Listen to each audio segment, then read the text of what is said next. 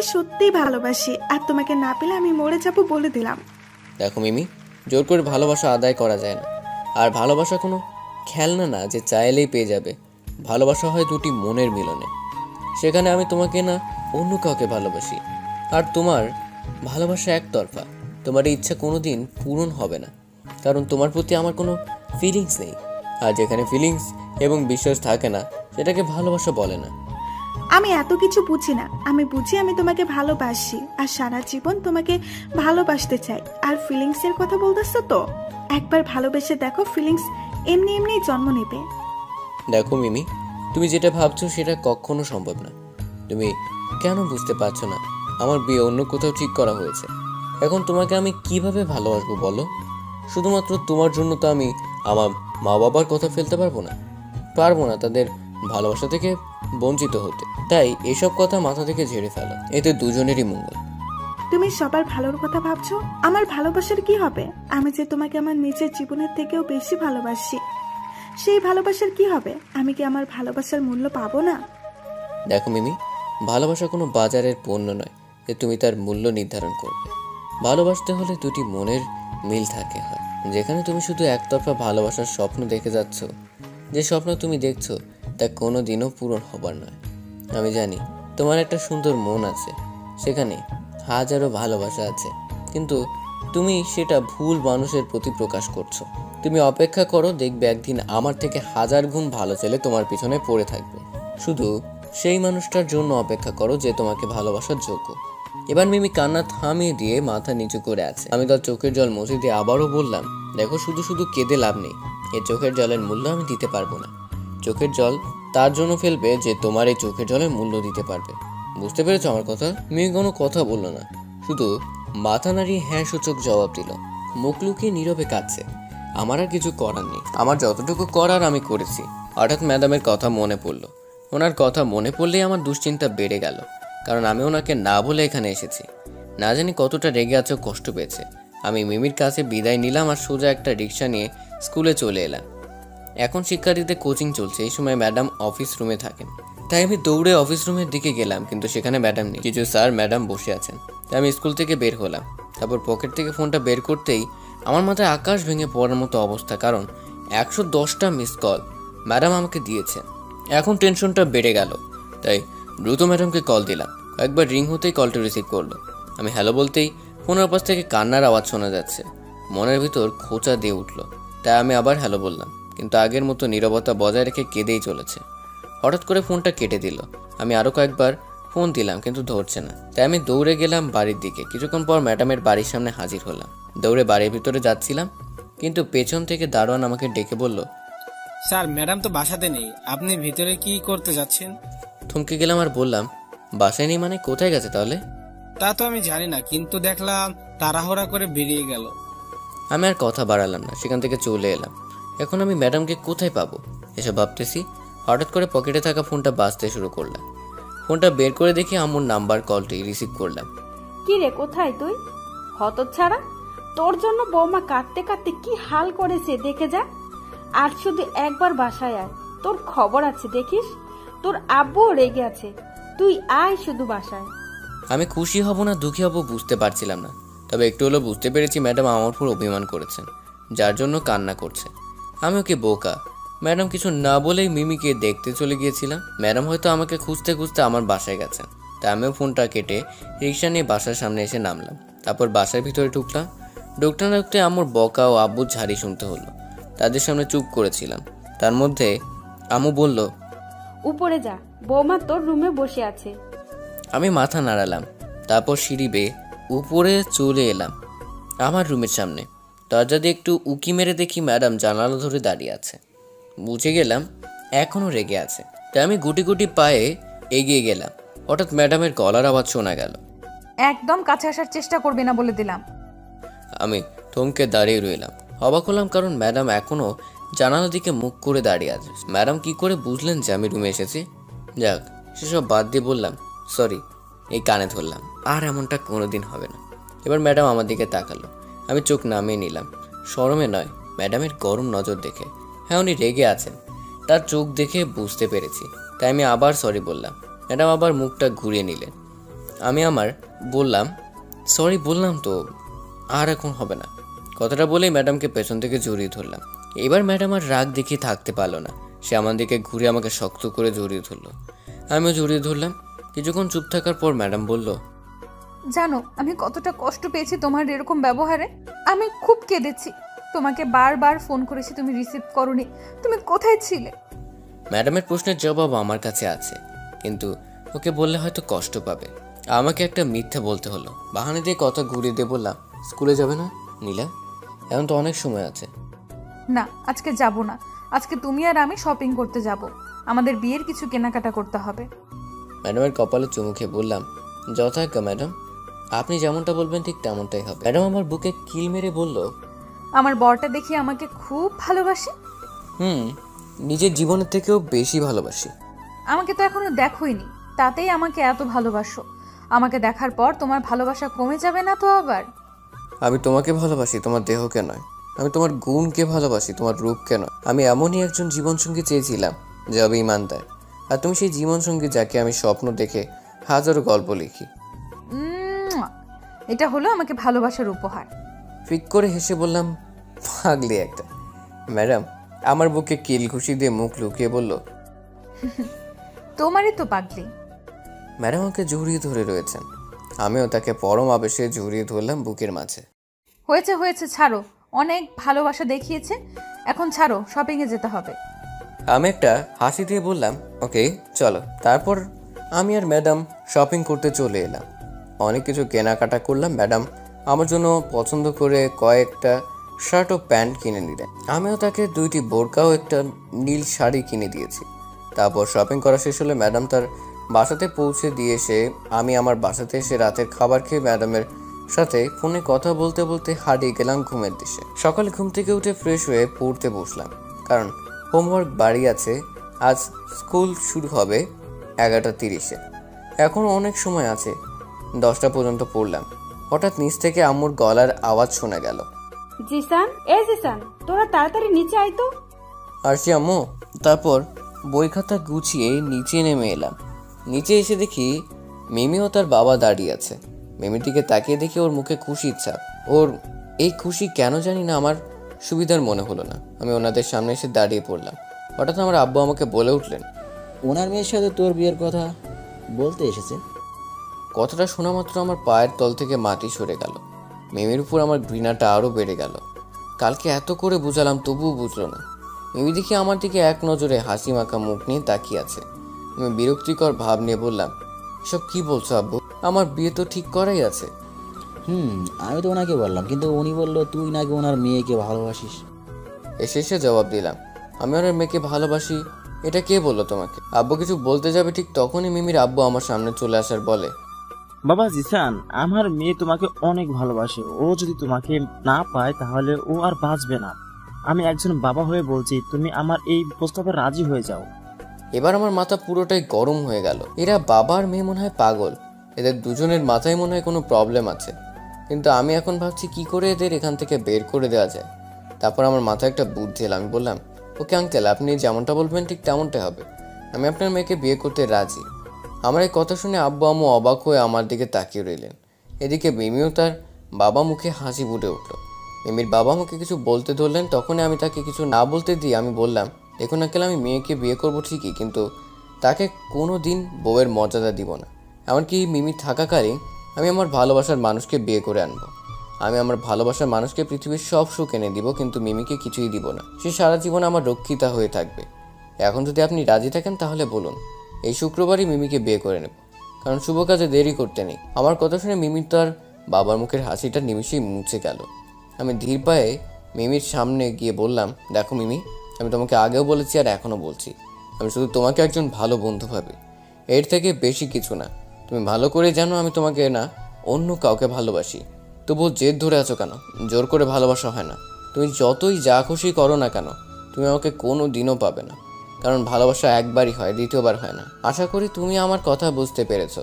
মিমি কিছু বলছে না, শুধু মাথা নিচু করে চোখের জল ফেলছে। আর মিমির বাবা মিমিকে ধরে আস্তে আস্তে ঘর থেকে বাইরে বেরিয়ে গেলেন। আমি আব্বু আম্মু ওদের যাওয়ার দিকে এক নজরে তাকিয়েছিলাম। হঠাৎ আব্বু বলে উঠল, তোকে আমার স্কুলে পাঠানোই ভুল হয়েছে। আগে যদি বিয়ে দিয়ে দিতাম তাহলে আজ এই দিন দেখতে হতো না। আমি চুপ করে আছি, কিন্তু আম্মু চুপ করে থাকতে পারল না। আমাকে বলল, তুমি চুপ থাকো তো, ওর কি দোষ? ও যাকে ভালোবাসে তার সাথে তো ওর বিয়ে ঠিক করে রেখেছি, এটা জান না সত্ত্বেও মেয়েটা ওকে ভালোবাসে। এখানে আমার ছেলের কি দোষ শুনি? আব্বু আর কোনো কথা বললেন না। আম্মুর ধমক খেয়ে চুপ হয়ে গেলেন। এবার আব্বু হেসে হেসে বললেন, যা স্কুলে যা, দেখ তোর হবু বউ কি করে। আমি অবাক হয়ে আম্মুর দিকে তাকিয়ে রয়েছি। আম্মু হাসছে, ব্যাপার কি? আমি অবাক সরে বললাম, মানে কি বলছো এসব? মানে এতক্ষণ যা কথা হচ্ছিল তা তোর হবু বউ শুনে ফেলেছে? কি বলছো এসব? ও কিভাবে শুনলো? তোর আব্বু ফোন করে সব শুনিয়ে দিয়েছে। এতক্ষণ তুই যা যা বললি তা সব কিছু শুনে নিয়েছে। হায় আল্লাহ, কি করছে এসব? কাজ করার কি কোনো মানে হয়? এখন না জেনে আমার কি হাল করেছে আল্লাহ ভালো জানে। আমি আর কিছু না বলে সোজা আমার রুমে চলে এলাম। আর সব কিছু রেডি করে ফোনটা হাতে নিতেই টুংটাং মেসেজ আসলো। বুঝলাম এটা ম্যাডামের কাজ, তাই মেসেজগুলো সিন করলাম। সেখানে লেখা আছে, দিঘির পাড়ে চলে আয়, স্কুলে যেতে হবে না। মেসেজটা দেখে আমার কলিজার পানি শুকিয়ে গেল। দিঘির পাড়ে এই সময় কেন আবার? না জানি আজ আবার কপালে কতই দুঃখ আছে। ম্যাডাম যে রাগি এসব ভাবতেছি, এরই মধ্যে আবার টুং করে মেসেজ আসলো। তাতে লেখা ছিল, যদি 5 মিনিটের মধ্যে না আসিস তাহলে তোর কপালে খারাপই আছে। বুঝতে পারছি ম্যাডাম রেগে আছে, তাই যত তাড়াতাড়ি সম্ভব আমি দিঘির পাড়ে গেলাম। আমাদের বাসা থেকে মাত্র 3 মিনিটের রাস্তা, তাই পৌঁছাতে বেশি সময় লাগলো না। কিন্তু ম্যাডামকে কোথাও খুঁজে পাচ্ছি না। হঠাৎ দেখি চোখ পড়ল একটি গাছের ছায়াতলে গাঢ় নীল রঙের বোরকা পরে কেউ বসে আছে। আমার বুঝতে বাকি রইল না যে এটা ম্যাডাম। দৌড়ে গেলাম ম্যাডামের সামনে। এটুকু দৌড়াতেই হাঁপানে উঠে গেছে, তাই একটু দাঁড়িয়ে দম নিচ্ছি আর কি। ম্যাডাম আমাকে দেখে উঠে দাঁড়ালেন। ওনার চোখ দেখে বুঝে গেছি খুব রেগে আছে। আজ আমার রক্ষে নেই। ম্যাডাম ধীর পায়ে আমার দিকে এগিয়ে আসলেন আর বললেন, কি বলেছিলি? মিমির আব্বুকে? মিমিকে বিয়ে করবি, রক্ষিতা করে রাখবি, তাই না? বিয়ে করার খুব শখ হয়েছে, তাই না? দাঁড়া, তোর শখ মেটাচ্ছি আমি। কথাটা বলে ম্যাডাম আশেপাশে কি জানি খুঁজতে লাগলো। আমি যা বুঝতে পেরেছি তা হলো উনি আজকে আমাকে ধোলাই করবে, তাই মনে হয় আশেপাশে লাঠি খুঁজছে। ম্যাডাম একটা লাঠি নিয়ে আমার সামনে আসলো। ভয় আমার গলা শুকিয়ে গেল। ওটা দিয়ে যদি মারে তাহলে আমি সোজা বড় পারে চলে যাব। তাই বাঁচার জন্য বললাম, আরে আরে কি করছো? আমি তো সব মিমি আব্বুকে রাগের মাথায় বলেছিলাম। আর যা বলেছিলাম তা ঠিকই বলেছি, কারণ কোনো মেয়েই চাইবে না কারো রক্ষিত হয়ে থাকতে। সেজন্য তো তারা কিছু না বলে চলে গিয়েছিল। তা না হলে মিমি যেভাবে আমার পিছনে লেগেছিল তাতে মনে হয় আমাকে বিয়ে না করে ছাড়তো না। তবু তুই ওকে বিয়ে করার কথা বললি কেন? তোকে এর জন্য শাস্তি পেতে হবে। আমি একটু ঢং দেখে বললাম, আরে বাবু এমন করো না প্লিজ। তুমি যে জানো আমি তোমাকে ছাড়া আর কাউকে ভালোবাসি না। বিয়ে তো দূরের কথা, তুমি তো আমাকে ভালোবাসো। আমাকে কষ্ট দিতে তোমার কি ভালো লাগবে বলো? চুপ, একদম ঢং করবি না। আমি তোর এই মিষ্টি কথার প্রেমের ফাঁদে পড়ছি না আর, বুঝেছিস? এখন কান ধর। কি আমাকে কান ধরতে হবে? না না, আমি পারবো না, আমার কানে ব্যথা। এটা দেখেছিস? এটা দিয়ে মারলে সব ব্যথা ভালো হয়ে যাবে। যা করতে বলেছি চুপচাপ কর, নয়তো কি আলতো করে একটা বাড়ি মেরে দিল আমার পায়ের মধ্যে। একটু ব্যথা লাগছে, তবু এমন ভাব করলাম যেন খুব বেশি ব্যথা পেয়েছি। আর আমি অভিনয় করতে করতে বললাম, ইস তুমি আমাকে এভাবে মারতে পারলে? তোমাকে ভালোবাসাই ভুল হয়েছে। তোমাকে না ভালোবেসে যদি মিমিকে বাসতাম তাহলে এমন মার খেতে হতো না, আদর একটু বেশি পেতাম। কি বললি কুত্তা? দাঁড়া, তোর আদর খাওয়ার শখ মিটাইতেছি। বলে লাঠি দিয়ে আরও 2-3টে মারলো। এবার একটু জোরেই মেরেছে। মনে হয় কতটা বলে ভুল করেছি, কারণ ম্যাডাম আরও রেগে গেছে। তবে এবার ওনার রাগ ভাঙাতে পারবো না, তাই এই বুদ্ধিটা করলাম। চোখে অনেকটা রাগ ভাগ দেখাচ্ছি আমি, সেটা ম্যাডামের নজরে আনেনি। এবার আমি ইচ্ছে করে পেছনে মুখ করে চলে আসতে ধরলাম। আর চোখে তাকিয়ে দেখি ম্যাডাম আমার দিকে আসতেছে, তাই আমি হাঁটার স্পিড বাড়িয়ে দিলাম। হঠাৎ করে ম্যাডাম পেছন থেকে আমার হাত টেনে ধরলেন। আমি তার দিকে তাকালাম। এই সময় দিঘির পাড়ে কোনো মানুষ নেই, তাই ম্যাডাম এই সময় মিস করলেন না। আমাকে শক্ত করে জড়িয়ে ধরলেন আর মিষ্টি সুরে বললেন, কোথায় যাচ্ছ আমাকে ছেড়ে? বুঝতে পারলাম এখন রোম্যান্স করার চান্স পেয়েছি, এটা মিস করলে চলবে না। তাই রাগের ভান করে বললাম, আমার যেখানে খুশি যাব, তাতে তোমার কি? ছাড়ো আমাকে। না, ছাড়বো না। আমাকে একা রেখে যেও না প্লিজ। তাহলে আমাকে মারলে কেন? সরি, আর হবে না। রাগের মাথায় এসব করে ফেলেছি। আর তুমি মিমির নাম বারবার মুখে আনো কেন? তুমি জানো না ওর নাম শুনলে আমার মাথা ঠিক থাকে না, আর কখনো ওর নাম মুখে আনবে না। কেন আনবো না? মিমি আমাকে তোমার থেকে বেশি ভালোবাসে। এখন আমি ওর কাছে যাব, ছাড়ো আমাকে। এই কথা শোনার পর ম্যাডাম আমাকে আরও শক্ত করে জড়িয়ে ধরলেন আর কাঁদো কাঁদো গলায় বললেন, আমি তোমাকে আমার নিজের থেকেও বেশি ভালোবাসি, প্লিজ আমাকে ছেড়ে যেও না। ম্যাডাম এবার আমার বুক থেকে মাথা তুললেন। আমি দেখলাম তার চোখ দিয়ে অশ্রু গড়িয়ে পড়ছে। তার চোখের পানি আমি একদম সহ্য করতে পারি না। এটা তো আমি চাইনি, তাই আমি তার চোখের পানি হাত দিয়ে মুছে দিলাম। ম্যাডাম আমার দিকে এক নজরে তাকিয়ে আছে। আমি ম্যাডামকে বললাম, তো আমাকে এতক্ষণ মারলে, এবার একটু আদর করো। কি করব? আমার গালে একটা চুমু দাও। ইস, শখ কত! দেবে না? চলে যাব। না, দিচ্ছি তো। দাও। ম্যাডাম যেহেতু আমার থেকে খাটো, তাই আমার পায়ের উপর পা রেখে দাঁড়ালেন আর দুই গালে দুটো চুমু দিলেন আর শেষটা কপালে দিলেন আর বললেন, এবার খুশি তো? কিন্তু তুমি বারবার আমার গালে চুমু দাও কেন? সেটা বিয়ের পর জানতে পারবে। কেন তোমার গালে চুমু দেই? আচ্ছা, কিন্তু আমাকে আজ স্কুলে যেতে দিলে না কেন? দরকার আছে তাই। কি দরকার শুনি? একটু পরে জানতে পারবে, এখন চলো। কোথায়? গেলেই জানতে পারবে, এখন চলো তো। আর কথা বাড়ালাম না, ম্যাডামের হাত ধরে হাঁটা শুরু করলাম। দিঘির পাড় থেকে মেইন রাস্তায় এসে একটা রিক্সাতে চড়ে বসলাম। কিন্তু অবাক করা বিষয় হলো, ম্যাডাম আমার হাত ধরেছেন তো ধরেছেন, তার ছাড়ার নাম নিচ্ছেন না। এমন মনে হচ্ছে যে আমাকে ওনার কাছে থেকে কেউ কেড়ে নিচ্ছে আর উনি আমাকে তার সর্বশক্তি দিয়ে আটকিয়ে রাখার চেষ্টা করে যাচ্ছেন। হঠাৎ করে রিক্সাটা একটা শপিং মলের সামনে এসে থামলো, কিন্তু আমি একটু বুঝতে পারছি না ম্যাডাম আমাকে এখানে কেন আনলেন। তাই আমি ম্যাডামকে জিজ্ঞেস করলাম, এখানে কেন আমাকে নিয়ে আসলে? ভেতরে চলো, বুঝতে পারবে। তারপর রিক্সা থেকে নামলাম। ভাড়াটা অবশ্য ম্যাডামই দিলেন, কারণ উনি ভালো করে জানে আমার কাছে এখন কোনো টাকা নাই। তারপর ভিতরে গেলাম।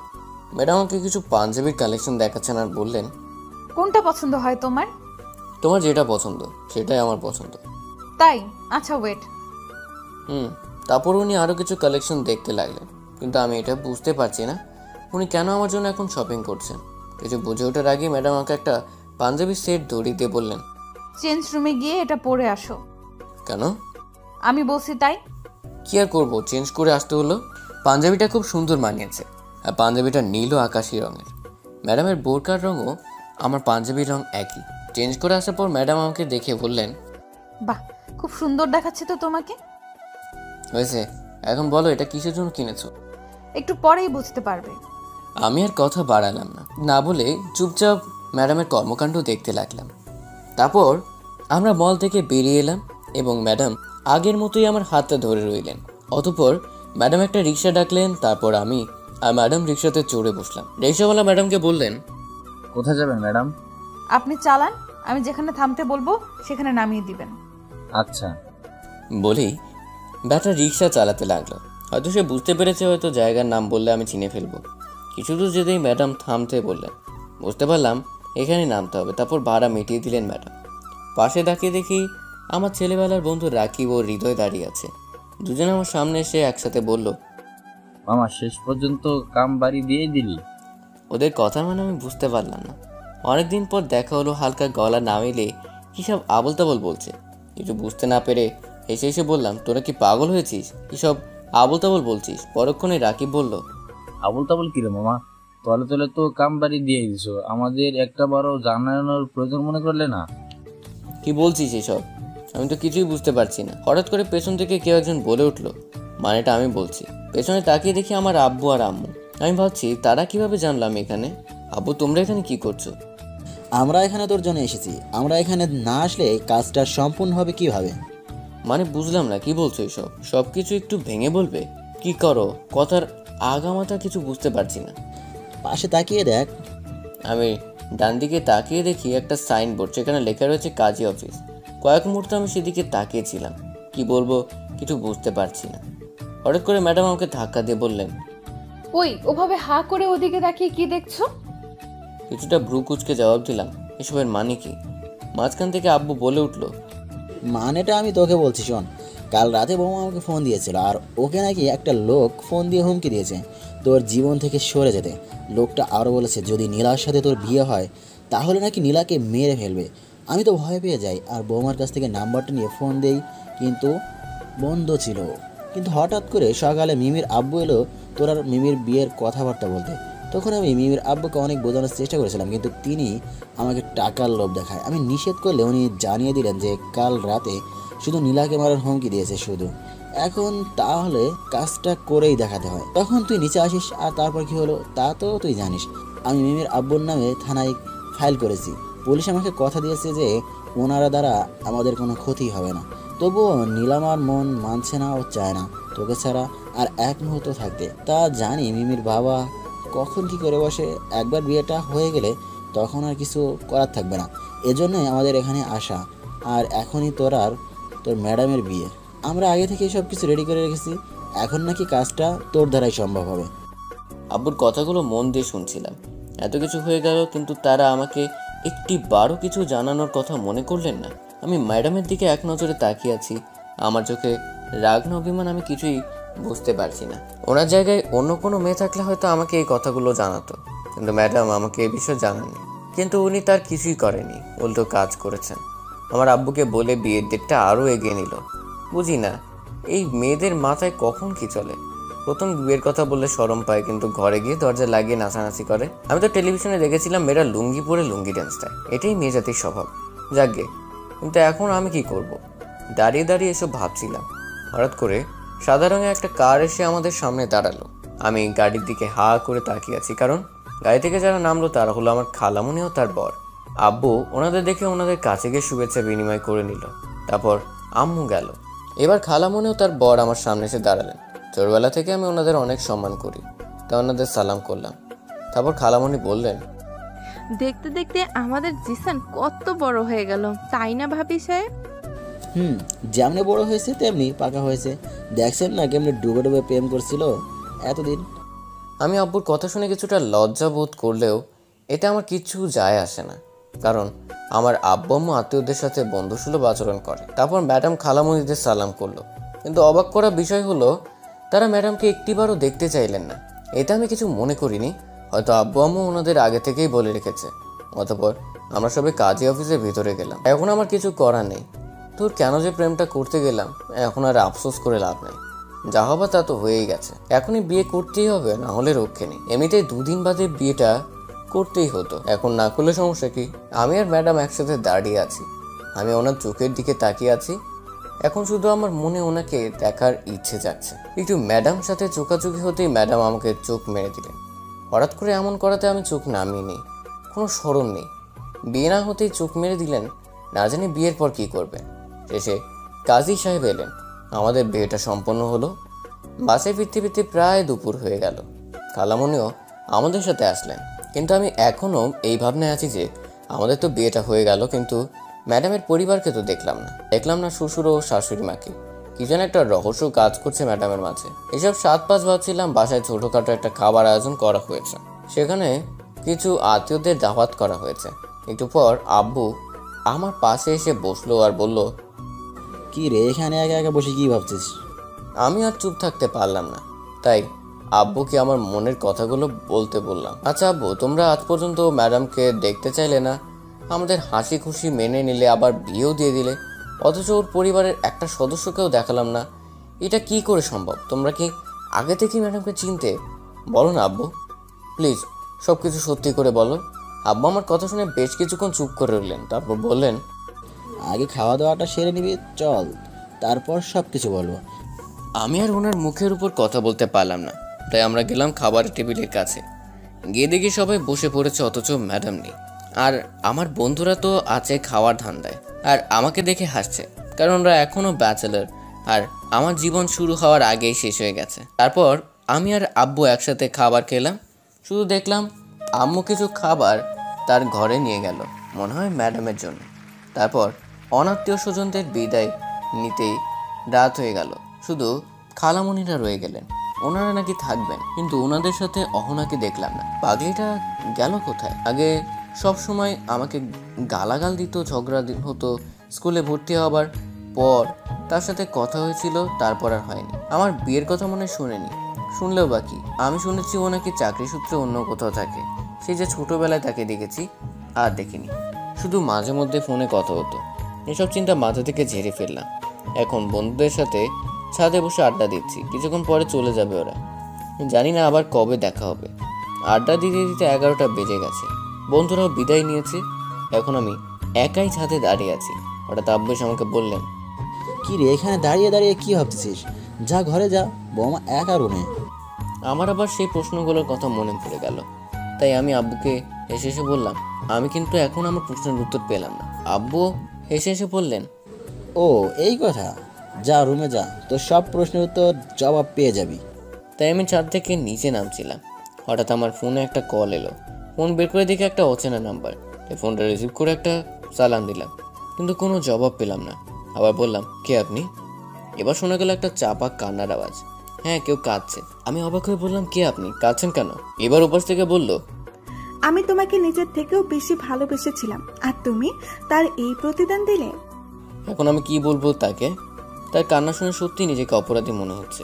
মনে হচ্ছে আমি তার ভালোবাসা নিয়ে সত্যি খেলা করেছি, কিন্তু সেটা সত্যি নয়। আমি তো শুধু একজন ভালো বন্ধু হয়ে তার সাথে কথা বলতাম। এরই মধ্যে সে আবার বলল, আমি তোমাকে নিজের থেকে বেশি ভালোবাসি, তাই আমি চাই তুমি সবসময় সুখে থাকো। তুমি ভালো থাকলেই আমি ভালো থাকবো। তোমার ভালো থাকার মাঝে আমি আমার ভালোবাসা খুঁজে নেব। আমাকে ক্ষমা করে দিও মিমি। ভালো থেকো, আল্লাহ হাফেজ।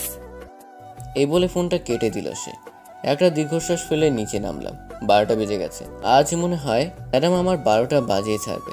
তাই বাসুর ঘরের দরজার সামনে এসে দাঁড়ায় পড়লাম। আবার ফোনটা বেজে উঠলো। দেখি অহনা, আমার খালামণির মেয়ে, মানে অহনা ফোন দিয়েছে। খুব খুশি হলাম পাগলিটার ফোন পেয়ে। আমি ভাবিনি ও এমন সময় ফোন দিবে। মনে হয় আমার বিয়ের খবর পেয়ে গেছে। তাই দেরি না করে দরজার সামনে দাঁড়িয়ে কলটা রিসিভ করলাম। সাথে সাথে সে ওয়াচ থেকে রাগী কণ্ঠে বলল, কি রে কুত্তা, কার সাথে এত রাতে কথা বলছিলি? কখন থেকে ফোন দিতেছি, শুধু বিজি দেখায়। ও বুঝেছি, নতুন বউ পেয়ে আমাকে ভুলে গেছিস, তাই না? দূর পাগলি, এমন কিছু না। এটা অনেক বড় কাহিনী, তোমাকে পরে বলবো। আমার বিয়েতে খালামণি এলো, তুই এলি না কেন? জানিস তোকে কত মিস করছিলাম।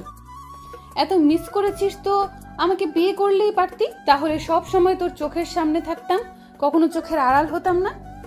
ইস, শখ কত আইসে আমাকে বিয়ে করতে। তোর মতো পাগলিকে কে বিয়ে করবে?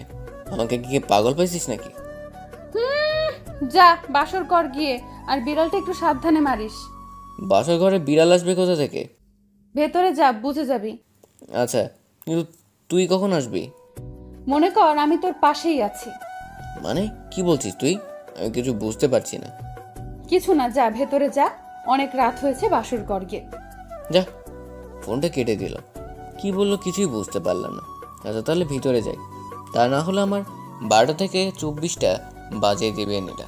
তাই সবকিছু ভুলে এক বালতি সাহস বুকে নিয়ে ঘরের দরজা খুলে হাসি মুখে ভিতরে ঢুকলাম। ভিতরে ঢুকে অবাক হই, কারণ আমার বউ নীলা একটা বোরকা পরে বিছানাটা এক কোণে বসে আছে। হাতেও পায়ে মোজাও সুন্দর করে হিজাবি করেছে। আমি তো দেখে মুগ্ধ হয়ে গেলাম। আমাকে দেখে সে উঠে এসে আমার পা ছুঁয়ে সালাম করলো। আমি বোকার মতো তার দিকে তাকিয়ে আছি। আমার এরকম করে তাকিয়ে থাকা দেখে আমার বউ নীলা বলল, এই যে আপনি এভাবে কি দেখছেন? দেখছি আমার বোরকাওয়ালি বউটাকে যতবারই দেখছি ততবারই প্রেমে পড়ে যাচ্ছে। তাই আমাকে এত ভালোবাসো? জি হ্যাঁ ম্যাডাম, কিন্তু আমার একটু কষ্ট হচ্ছে। কেন, কি হয়েছে আপনার? আমি তার হাত দুটো ধরে আমার কাছে টেনে নিলাম। সে লজ্জায় তার চোখ নিচে নামিয়ে ফেলল। আমি তাকে হালকা করে জড়িয়ে ধরে সে বলল, এই যে কি করছেন শুনি? আমার বউটাকে দেখতে ইচ্ছে করছে। তা মুখে বললেই পারেন, তা না করে দুষ্টুমি করছেন কেন? আচ্ছা তাহলে এবার তোমাকে দেখাও। আমি আর তোমাকে না দেখে থাকতে পারছি না। আপনার তো হাত আছে, নিজেই নিকাবটা খুলে দেখে নিন। এটা বলেও হেসে দিল। আমি ওর হাসি শুনে ক্রাশ খেলাম আর তার পিছনে গিয়ে নিকাবটা খুলে দিলাম। আর দেরি না করে সামনে গেলাম নীলা। ভয়ে আমার কলিজা থেকে প্রাণ যায় যায় অবস্থা হলো। কম করে হলেও 3 থেকে 4 পা পিছিয়ে গেলাম। অবাক হয়ে তার দিকে তাকিয়ে আছি। ভাবতেও পারিনি এত বড় একটা শখ খাবো। আর মুখ দিয়ে হঠাৎ করে বেরিয়ে এলো, অহনা তুই? আমার সামনে দাঁড়িয়ে আছে আমার খালাতো বোন অহনা। এটা দেখে আমি কথা বলার ভাষাই হারিয়ে ফেললাম। আমার অবাক দৃষ্টিতে তাকিয়ে থাকতে দেখে অহনা দুষ্টু হাসি দিয়ে বলল, এই যে এভাবে কি দেখছেন? এভাবে আমাকে পছন্দ হয়নি নাকি ভাবতে পারেননি আমি হব? তুই এখানে কি করে আসলি? আর আমার বউ নীলা কোথায়? তুই ওর পোশাক পরে আছিস কেন? ওই মুখ সামলে, আমি তোর স্ত্রী নীলা। কি বলছিস এসব? তোর নাম তো অহনা। ধুর গাধা, ভুলে গেছিস আমার পুরো নাম অহনা জাহান নীলা। ওর কথা শুনে আমি চুপ করে গেলাম। তার মানে আমি এতদিন যার সাথে প্রেম করেছিস সে আর কেউ নয়, কে আমারই খালাতো বোন অহনা। আমি অবাক হয়ে বললাম, তার মানে তুই এতদিন আমার সাথে ম্যাডাম সেজে প্রেম করেছিস? ওই তুই কি বলছিস এসব? আমি অভিনয় করব কেন? আমি তোকে সত্যিই ভালোবাসি, তাই তো তোকে পাবার জন্য এত কিছু করলাম। তুই কবে থেকে ভালোবাসিস? আচ্ছা তাহলে শোন, মনে পড়ে ছোটবেলায় তুই আমি পুতুল খেলার ছলে বর বউ সেজেছিলাম আর তুই আমার গালে একটা কিস করেছিলি? সেদিন থেকে আমি মনে মনে ঠিক করেছি তোকেই বিয়ে করব আর কাউকে নয়। আমি ছোটবেলা থেকে এই দিনটার জন্য অপেক্ষা করছিলাম। আমার ভার্সিটির জীবনের শেষ দিনে তোকে আমার মনের কথা বলতে চাইছিলাম, কিন্তু পরে শুনলাম তুই নাকি আবার পড়ালেখা শুরু করেছিস। এটা শুনে আমার আশাটা ভেঙে গেল, তবু আমি হাল ছাড়িনি। তুই ভালো করে জানিস তোর আব্বু আমাকে তার মেয়ের মতোই দেখে, তাই আমি তাকে একদিন দাওয়াত দিয়ে আমাদের বাড়িতে আনাই। তারপর আমার মনের সব কথা আঙ্কেলকে বলি, আর আমার তোর প্রতি এত ভালোবাসা দেখে আঙ্কেল আমার মা বাবার সাথে আমাদের বিয়ের কথা পাকা করে। কিন্তু আমার ইচ্ছে ছিল তোর সাথে প্রেম করে বিয়ে করব, তাই আমি তোর স্কুলে চাকরি নেই, বেশ কিছু ঘুষ দিতে হয়েছে। আমি আগে থেকেই জানতাম তুই বোরকাওয়ালি মেয়েদের বেশি লাইক করতি, তাই নিজের গেটআপ চেঞ্জ করেছি। নামাজে প্রতি রাতে তোকে চাওয়ার জন্য আল্লাহর কাছে দোয়া করেছি, আল্লাহ আমার মনের ইচ্ছা পূরণ করেছে। আজ আমার আর কিছু চাওয়ার নেই। এখন বুঝলি তো আমি তোকে কত ভালোবাসি, গাধা। আমি অহনার কথা শুনে ওর মুখের দিকে এক নজরে তাকিয়ে আছি। পাগলিটা সত্যি আমাকে খুব ভালোবাসে। ছোটবেলা না বুঝে ওর গালে চুমু দিয়েছিলাম, সেখান থেকে সে কোনো না কোনোভাবে আজ পর্যন্ত আমার গালে চুমু দিয়েছে। আগে যদি জানতাম ও আমাকে এত ভালোবাসে তাহলে ওর থেকে এতদিন দূরে সরে থাকতাম না। হঠাৎ তোর কথায় আমার ধ্যান ভাঙলো। কি রে, কি ভাবছিস? আমি ধীর পারে অহনার দিকে এগোচ্ছিলাম। একটা দুষ্টু হাসি দিয়ে ওকে কাছে টেনে এনে বললাম, খুব ভালোবাসিস আমাকে তাই না? আর আমাকে ছাড়া কাউকে কল্পনাও করতে পারবি না, বুঝলি? তাই নাকি? বলে ওকে আমি কোলে তুলে নিলাম, আর ও লজ্জায় আমার বুকে মুখ লুকিয়ে বলছে, এই যে কি করছেন শুনি, খুব দুষ্টু হয়ে গেছেন দেখছি। তাই তো, আপনি আমাকে এতদিন ধরে ভালোবাসেন আর আমি আপনাকে একটু ভালোবাসা দেইনি। আমি খুব পচা তাই না? আজ আমি আপনাকে অনেক ভালোবাসা দিব। অহনা আমার বুকে কিল মেরে বলল, এই যা দুষ্টু, তুমি না বেশি পাজি হয়ে গেছো। তারপর নীলাকে বিছানায় শুয়ে দিলাম আর ওর গোলাপি ঠোঁটে ঠোঁট ডুবিয়ে দিলাম। ও হারিয়ে গেলাম ভালোবাসার গহীন সাগর। হাই বন্ধুরা, গল্পটা কেমন লাগলো অবশ্যই কমেন্ট করে জানাবেন। আর যারা এখনও চ্যানেলটিকে সাবস্ক্রাইব করেননি তারা অবশ্যই প্রেমের তাজমহল চ্যানেলটি সাবস্ক্রাইব করে রাখুন। সমাপ্ত।